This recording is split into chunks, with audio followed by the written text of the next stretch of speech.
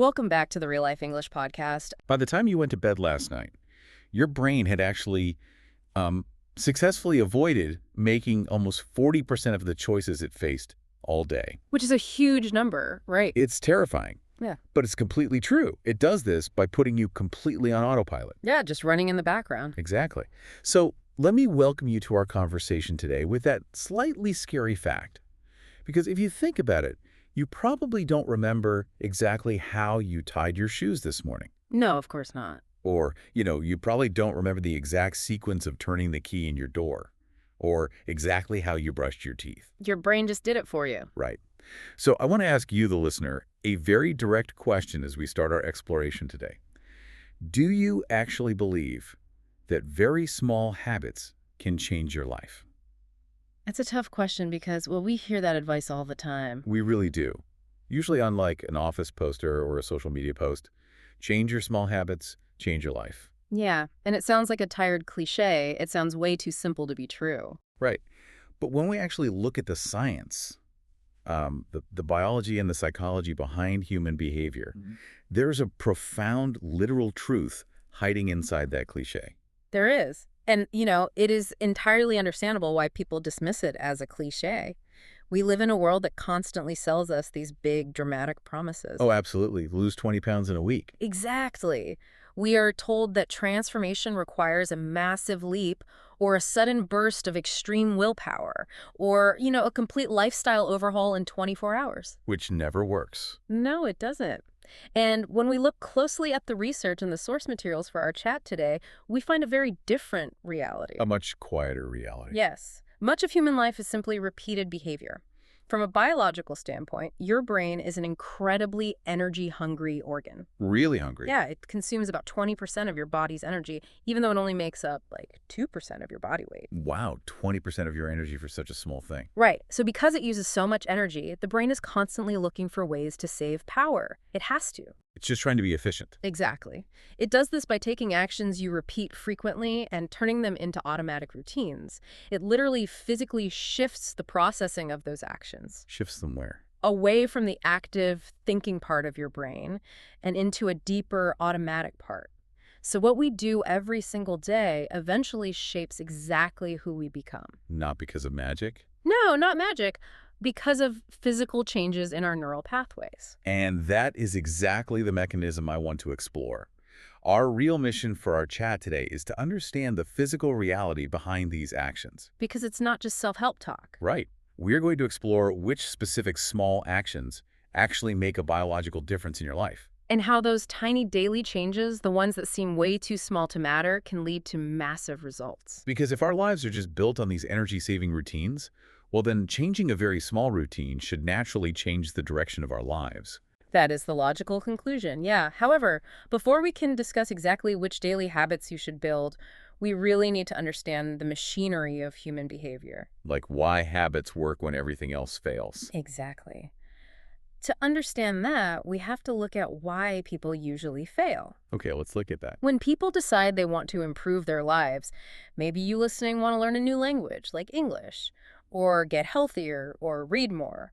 People almost always rely on motivation. Okay, but I have to push back a little here. You say they rely on motivation, but isn't motivation what gets any new behavior started? Well, yes. Because if I have zero motivation on day one, how do I even take the first step? Motivation seems pretty necessary. And that is a very important distinction to make. Motivation is excellent for starting things. It is the spark. Right, the spark. But a spark is not a sustainable power source. Motivation is an emotion, and like all emotions, it is highly temporary. It comes and goes. Exactly. It's completely dependent on your physical state. Yeah. Your motivation will change based on how well you slept last night, or if you have a cold. Or even if it's just raining outside. Literally. You cannot build a long-term life strategy on an emotion that disappears just because the weather is bad. So let me try to use an analogy here just to make this really clear for you listening. Relying on motivation is like relying on a phone battery. Oh, that's a good way to put it. Yeah, it's like a phone battery that drains really quickly. Yeah. You might start the day at 100%, but by the evening, it's empty. You have no power left to study or exercise. Right. But a habit, a true habit, is like plugging your life directly into the wall. The power is automatic. It's just always there. I love that analogy, plugging into the wall. Because when you rely solely on motivation, you are forcing your brain to make a fresh, conscious decision every single time you need to act. And making decisions burns that battery. It really does. Mhm. Making conscious choices happens in a part of the brain called the prefrontal cortex, right behind your forehead. Okay, the prefrontal cortex. Yes, it handles complex planning and logic and willpower, but it gets tired very, very quickly. From decision fatigue. Right. Precisely. Every time you make a decision, what shirt to wear, what to eat, how to write an email, your prefrontal cortex burns physical energy. So by the end of the day, it's just exhausted. Completely exhausted. It doesn't have the energy to force you to study English grammar. It just wants to rest. Okay, so if motivation is a draining battery and making decisions exhausts the brain, what exactly is a habit doing? It's doing something called cognitive offloading. Wait, if habits remove decisions completely, doesn't that make us mindless? Like, are we just trying to become robots? That's a common fear. But no, we aren't trying to become mindless. Think of your conscious attention as a very small, very valuable room. Okay, a small room. If you fill that room with basic daily decisions like arguing with yourself about going to the gym, there is no room left for complex, beautiful thinking. You're out of space. Right. So a habit takes those basic actions and physically moves them out of the prefrontal cortex. It shifts them into a deeper region called the basal ganglia. The basal ganglia. Yes, that area handles automatic functions like walking or swallowing. It doesn't require conscious willpower. So, bringing back our analogies, it's kind of like a computer. How so? Well, if you have 20 different programs running actively on your screen at the same time, the computer slows down. It freezes. Oh, definitely. It can't process it all. That is what happens when you use active decision-making for every part of your day. Building a habit is like taking the most important programs and moving them to the background. Exactly. Running in the background. They still run perfectly, but they don't use up your active screen space. Yeah. You don't have to feel motivated. The action just happens. That perfectly captures the biological reality. You are preserving your mental bandwidth. You see your shoes by the door and you just put them on and walk. You don't debate it. No negotiation. The system just executes the command. Okay, but if this background system is so powerful, why do so many people underestimate small habits? Why do we completely ignore them and look for dramatic changes instead? Because of how time works. Time is the great filter. People constantly underestimate consistency because of our evolutionary biology. Biology again. Always biology. Our ancestors evolved in environments where immediate survival was everything. Find food. Eat it now. See a tiger. Run now. Exactly. Our brains are hardwired to expect immediate rewards, but the most valuable habits today, learning a language, getting healthy, do not offer immediate results. They operate on a delay. A long delay. I want you to think about your own experiences for a moment listening to this. Have you ever tried to learn a difficult skill, like the English you're studying right now? It's a perfect example. You sit down, you study vocabulary for 3 hours on a Sunday, you work so hard, then you wake up Monday, turn on a movie without subtitles, and you still can't understand it. And you feel completely defeated. Or you eat perfectly and exercise for a whole week, 7 days. You look in the mirror and absolutely nothing has changed. And what does your brain say? It says, "This isn't working. I should just quit." And that reaction is totally normal. It is your brain looking for the immediate reward and not finding it. We call this the valley of disappointment. Valley of disappointment. Yeah. That sounds rough. It is. You expect progress to be a straight line upward, but biological changes don't work in straight lines. They work through a compound effect. So the changes are happening, but they are microscopic. Yes, deep inside your cells or your neural pathways, completely invisible from the outside. Can you explain this compound effect a bit more? How does something invisible suddenly become massive? Let's use the ice cube analogy from our source materials. Imagine you have an ice cube sitting on a table in a cold room. The room is 25 degrees. Okay, 25 degrees. Pretty cold. You want to melt the ice cube, so you start slowly heating the room. You raise it to 26 degrees. Does the ice cube do anything? Nothing. 27 degrees. Still nothing. 28, 29, 30, 31 degrees. So you're putting in all this effort to heat the room, and the ice looks exactly the same. Exactly. Your brain tells you your effort is wasted, but then you hit 32 degrees. And the ice begins to melt. Yes. The effort you put in from 25 to 31 wasn't wasted at all. It was just being stored. Oh, wow.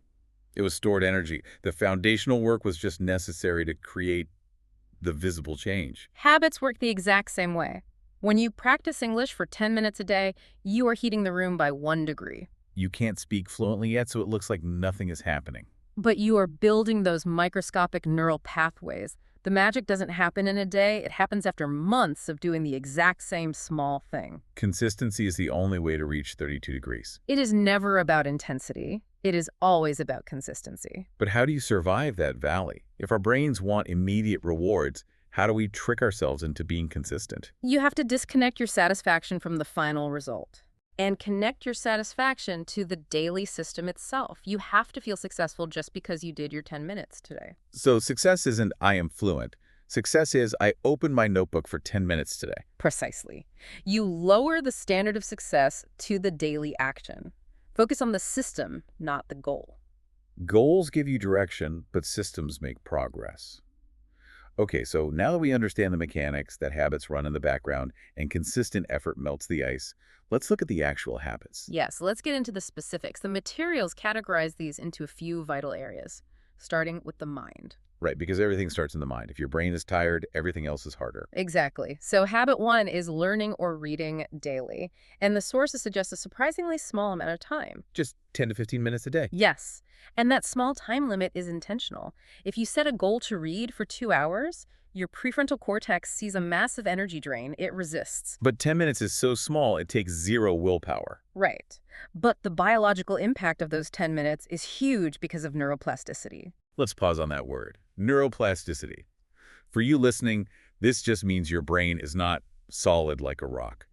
It is flexible, like plastic. It physically changes its shape based on what you put into it. It literally changes shape. Yes. When you learn new vocabulary, your brain has to fire new electrical signals. When you do this for 10 minutes every day, you are literally paving a new physical road in your brain. Wow. And the consistency makes the road permanent. Exactly. 10 minutes a day is roughly 5 hours of focused neural growth in a month. You are physically upgrading your brain's hardware. Upgrading the hardware, that's habit 1. But habit 2 is also mental, and maybe even more important. Reflection. Yes, reflection. Journaling or just taking quiet time to think.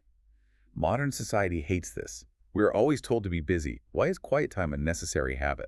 Because without reflection, you might be moving fast, but you have no idea if you are moving in the right direction. Okay, that makes sense. Throughout the day, you make fast decisions using your amygdala, the emotional center of the brain. You are just reacting to stress. Just putting out fires. Right. Reflection is deliberately stopping that reaction. When you sit quietly, you force the brain to take all those messy emotions and move them to the logical prefrontal cortex. You untangle the messy string. Yes. You look at your daily choices and see what is actually working. It's like checking a map. You wouldn't run through a forest without checking a map. Now you would get completely lost. Or think of it like an energy audit. Like in a business, you have to check your accounting books. If you never look at where your money's going, you go bankrupt. That's a great way to view it. Reflection is an energy audit. At the end of the day, you ask, where did I spend my mental energy today? Was worrying for 2 hours a good use of my time? And if the answer is no, you adjust the map for tomorrow. Reflection prevents you from bankrupting your mental energy. Okay, so that's the mind. Upgrading the hardware and checking the map.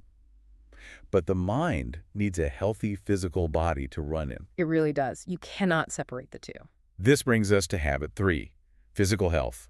And thankfully, the sources don't say you need to be an Olympic athlete. No, not at all. Just basic exercise, prioritizing sleep, or taking a simple daily walk. A simple walk. Why is that so powerful? Because we often treat the body like it's just a taxi cab for the brain.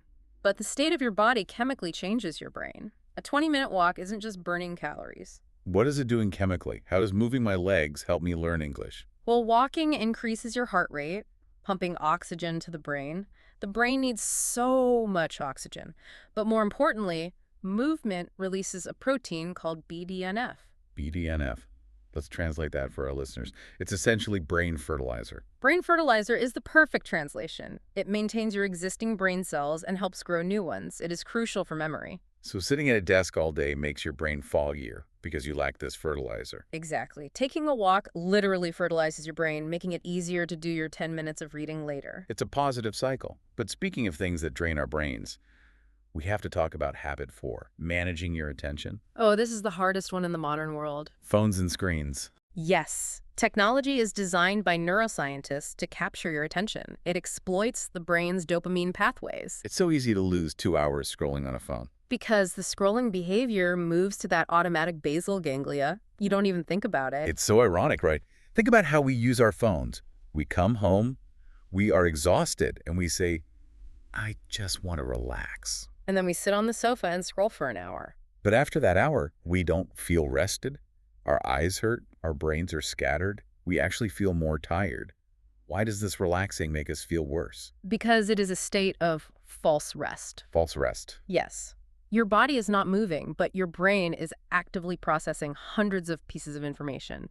Text, images, emotional news stories. So the brain is working incredibly hard, burning energy. But the body is doing nothing. You are draining your mental battery without giving the brain any real recovery time. It's the worst of both worlds. You exhaust the mind to deprive the body of movement. Exactly. This is why managing your attention is a vital habit. You have to swap a negative automatic behavior for a restorative one. Imagine swapping that phone time. What if, when you feel tired, you put the phone down and take a 15-minute walk outside instead? The time spent is exactly the same, 15 minutes. But the biological result is completely different. The phone drains you. The walk gives you oxygen and brain fertilizer. It's a profound shift in how you manage your energy. Okay, so we've covered the mind and the body. But the materials point to a fifth habit, one that people rarely consider a habit. Yes, the habits of the heart, our relationships. Habit 5 is building better relationships through small actions, like checking in with people. Most people think of friendship as just a state of being. You are friends or you aren't. Right, but the sources say it's an action you practice. It is. We think strong connections require grand gestures, a huge birthday gift, or a big vacation. But it's actually about frequency. Yes, human trust is built on frequency, not intensity. This builds our social capital, the web of trust between people. So let's make this tangible. What does a tiny interaction do? If I send a 20-second text message to a friend just saying, "Hope you're well," When they receive that unexpected message, their brain releases a small amount of oxytocin. the bonding hormone. Exactly. It promotes feelings of safety and trust. It physically lowers their stress levels, and because you sent it, you get a mild release of oxytocin too. 20 seconds to lower someone's stress. Yeah. That is amazing. And frequency matters because the brain needs consistent patterns to feel safe. A grand gesture once a year doesn't prove you are reliable. A weekly text message does. Yes, consistency builds deep emotional security. The sources also mention the habit of being present, like when you were with a friend, putting the phone completely away. Studies show that even if a phone is face down on the table, it reduces the empathy in a conversation. Both people are just waiting for it to buzz. Right. So the habit is putting it in your bag, making eye contact. Eye contact says, my attention is entirely yours. It's a tiny action, but it changes everything. So those are the 5 habits. Let's review them quickly. Habit 1, reading daily to upgrade your hardware. Habit 2, reflection to audit your energy. Habit 3, a daily walk for brain fertilizer. Habit 4, managing attention by avoiding false rest. And habit 5, building social capital with frequent small check-ins. They're all so simple. Which brings me to the biggest question. If taking a walk and reading for 10 minutes is so easy, why do we fail? Why do New Year's resolutions fail by February? Exactly. There has to be a trap. There is a massive trap. People fail because they misunderstand how the brain uses energy. They try to do too much too soon. Going from 0 to everything overnight. Yes, you get motivated and you say, tomorrow I'll wake up at 5 a.m., study for 2 hours, run 5 kilometers, and eat only vegetables. Installing 5 massive habits on the same day. And we know what happens biologically. Every new behavior requires the prefrontal cortex. It requires massive glucose. Because none of it is in the automatic basal ganglia yet. Right. Let's bring back our computer analogy to explain this crash.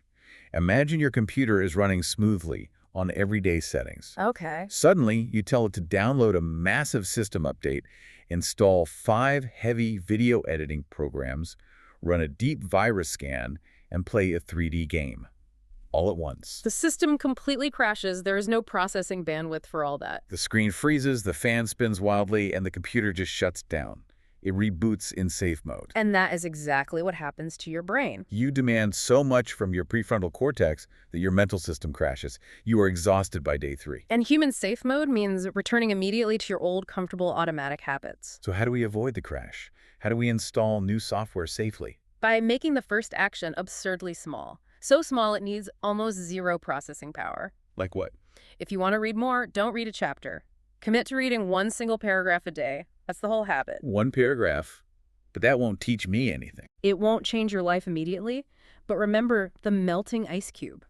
You aren't trying to melt the ice on day one. You are just trying to build the physical pathway. Exactly. Reading one paragraph requires no willpower. You do it every day, and eventually the action of opening the book moves into the automatic part of your brain. And once it's automatic, you can read 2 paragraphs, Yeah.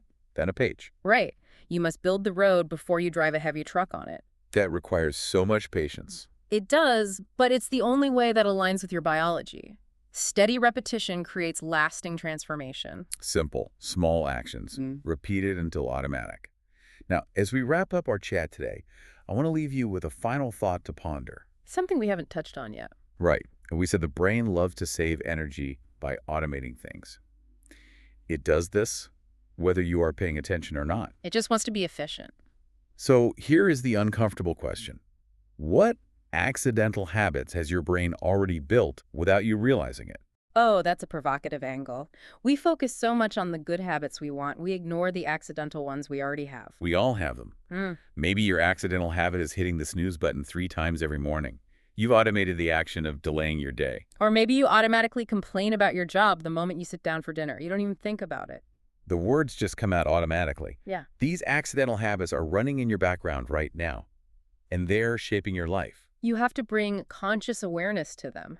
You can't replace a negative habit until you realize it's running on autopilot. You have to audit the system. So take a hard look at your daily routines. Are your accidental habits moving you closer to the person you want to become? Or are they quietly walking you in the wrong direction? The power to change the software is yours. We want to turn this over to you now. Think about the melting ice cube, the brain fertilizer, and starting small. What is one tiny habit you have already built that has changed your life? Or what is one absurdly small habit like 1 paragraph or short walk that you're going to start right now? We invite you to share your thoughts. Maybe write it in your English learning journal or in the comments wherever you are joining us from. We want to see what automatic actions you choose to shape your future. Remember, you don't need maximum motivation. You just need to choose one tiny action and do it again tomorrow.